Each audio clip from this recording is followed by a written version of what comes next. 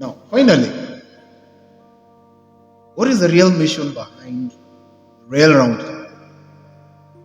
What really do we want this channel to represent? This platform is not entertainment, it is restoration.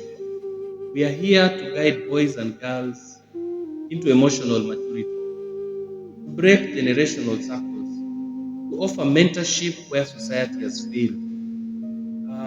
We are here to redefine masculinity and femininity, to normalize deep and uncomfortable conversations.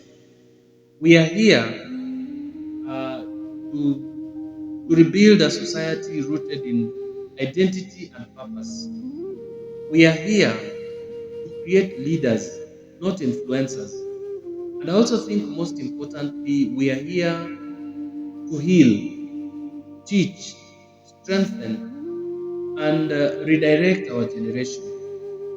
You see, the real roundtable is not content, it is a movement to redefine purpose, identity, character, and emotional strength. We are here to raise a generation that knows who they are, where they are, and what they stand for.